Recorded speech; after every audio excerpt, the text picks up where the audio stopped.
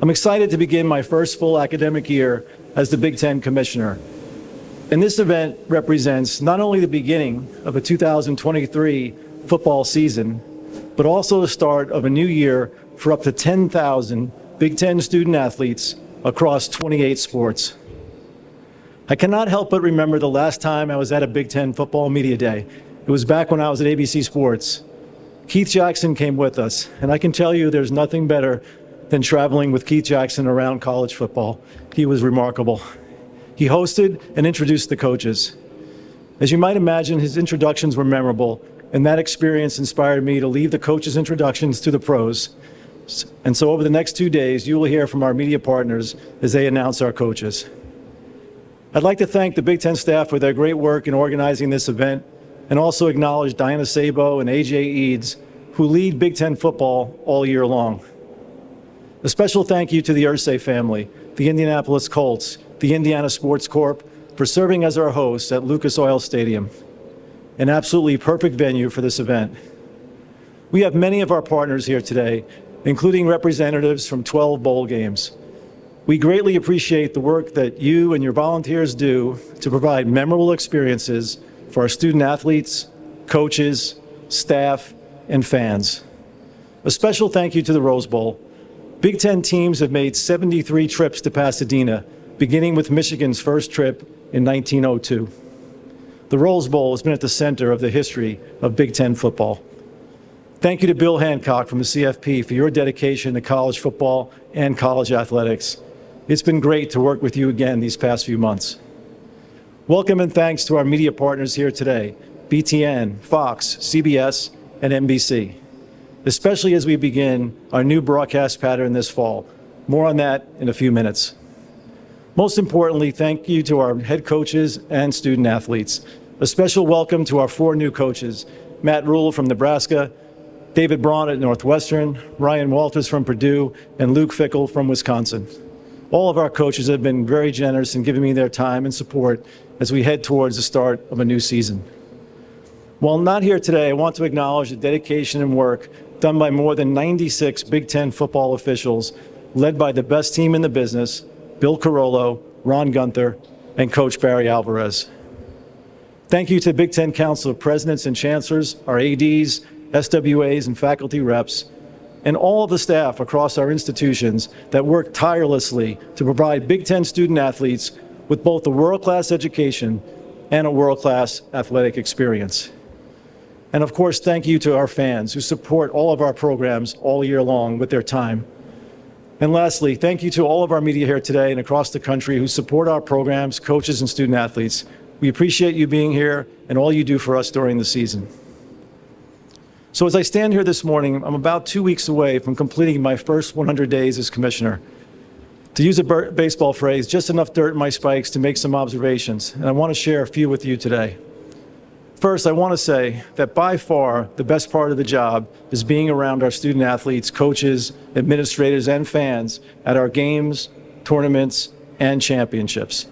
I was fortunate that when I started this position, I got to be at the Big Ten women's golf, men's lacrosse, and baseball tournaments. And best of all, I was there to watch Northwestern win the women's lacrosse national championship. Watching the level of play and coaching and the passion from our fans was obviously incredible, and our Big Ten staff does a remarkable job to ensure that our student athletes have the best experiences.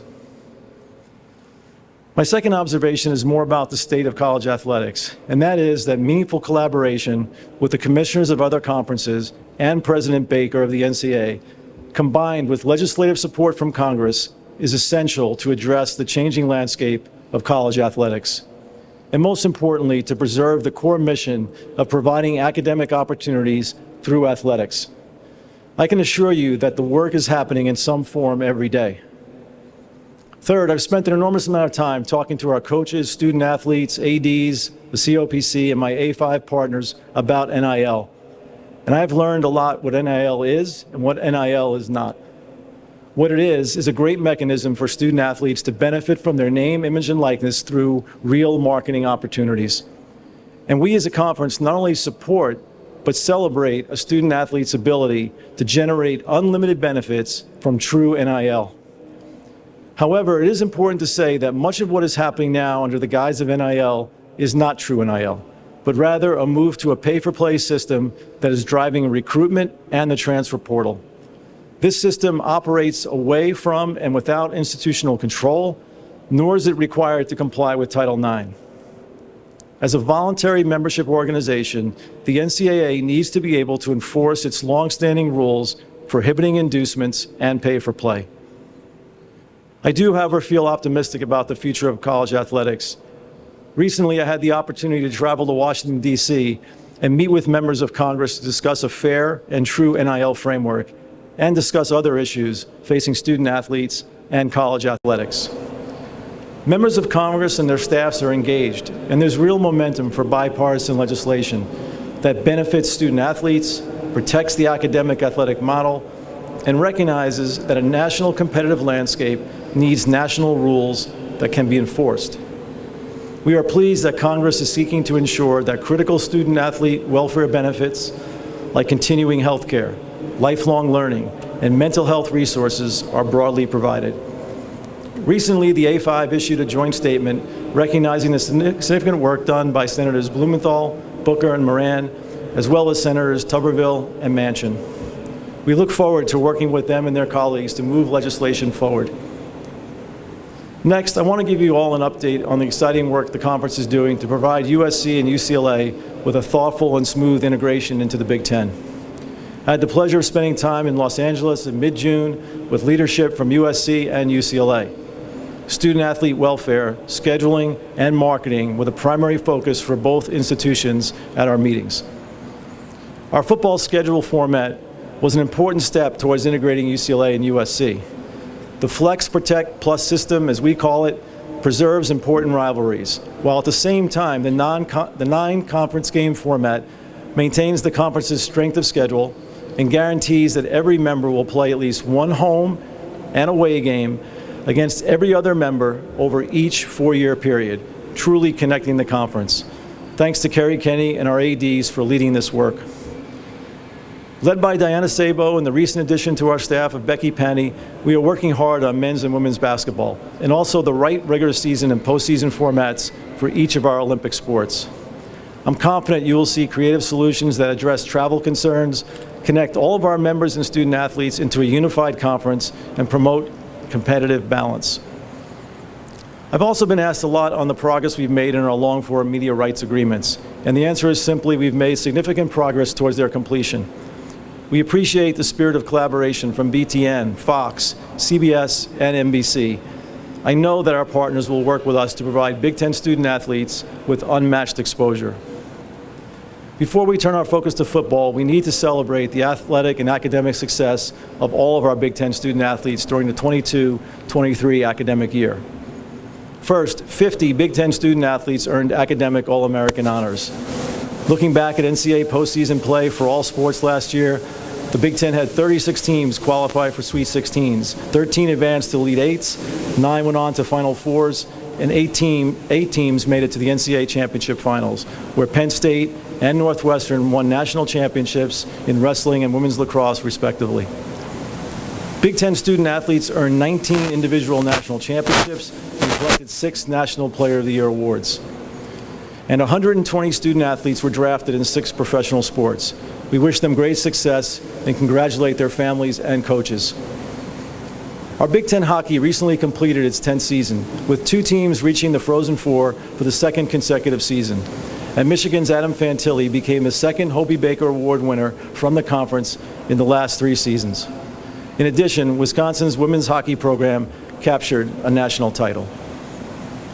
In men's basketball, we had 8 teams selected for tournament play, which was tied for the most bids by any conference. Purdue's Zach Edey was named Consensus National Player of the Year. It was an historic year for Big Ten women's basketball. Iowa was the first Big Ten school since 2005 to reach the NCAA championship game. And Caitlin Clark was the first women's basketball player in conference history to be chosen as unanimous National Player of the Year. She also won the Honda Cup as Collegiate Women Athlete of the Year. 7 NCAA women's tournament bids and a conference record 13 wins. We also saw season-long viewership records and attendance records at our women's tournament. And now on to football. We had a great 22 season. Last season, the Big Ten sent 2 teams, Michigan and Ohio State, to the CFP for the first time and matched the SEC as the only conferences to do so. We finished with 3 teams in the AP top 7, with Michigan at 3, Ohio State at 4, and Penn State at 7. The Big Ten had a winning record in bowl games, highlighted by Penn State's Rose Bowl win. A total of 31 Big Ten standouts earned All-American honors, including 15 who earned first-team recognition from at least one organization. Big Ten players earned 6 national awards, including the Butkus Award and the Outland Trophy. Last season, the Michigan-Ohio State game was the most-watched regular season game by a margin of more than 4 million viewers. At the stadium, the Big Ten drew over 6.5 million fans to home games and featured the top 3 drawing teams in the nation. Early preseason polls have 5 Big Ten teams in the top 25, and the conference welcomes back 99 all-conference players. When I think about the season ahead and the future for Big Ten football, I believe the conference is positioned to continue its historic success. It starts with our incredible history and traditions, great players and coaches, and a passionate fan base across 12 states. With a population of more than 125 million people when UCLA and USC enter the conference in 2024. And with our new media partners, our reach will be unprecedented. We have done a great deal of scheduling work the past few months to ensure that we have strong matchups in every telecast window. And I think Thanksgiving weekend this season is a powerful example of that work. Iowa at Nebraska on CBS on Thanksgiving Friday at noon. Penn State at Michigan on Michigan State on NBC on Thanksgiving Friday in prime time. And then Ohio State at Michigan on Fox on Saturday at noon, followed by a 4 p.m. Big Ten matchup on Fox as well. Each of these games will receive significant promotion in NFL Thanksgiving games. The power of broadcast TV cannot be underestimated. Last season, 27 of the 30 most watched college football telecasts were on broadcast TV. This season, the Big Ten will have more football games on broadcast TV than any other conference, a projected 34. When the new deal is fully implemented in 2024, we are projecting 45 broadcast TV games each season. Big Ten fans will move seamlessly from Fox to CBS to NBC. With committed leadership from our COPC and ADs, an energized conference staff, the addition of USC and UCLA, new and exciting media partners and expanded platforms, support from our coaches with the goal of winning national championships in all sports, and a strong belief in the academic athletic model, I believe that we are really just getting started. Thank you for being here, and now I'll turn it over to our moderator, Jamie, for any questions. Thank you, Commissioner. If we have questions, please raise your hand and we'll get somebody with the mic over here. Commissioner David Gold, Inside You. With the recent allegations that have come out of Northwestern's athletic program, I'm wondering, is the conference launching an investigation, and will we expect to see further punishment for Northwestern? Yeah. Look, the process is, right now, Northwestern's launched 2 investigations. The process in the conference on these matters is led by the institution. So there's no investigation being launched by the conference. We'll wait to see the results of those investigations, and we'll have further comments at that time. Thank you. Other questions? Up here in front. Hold on, Bill, just 1 second. We're going to get you the mic.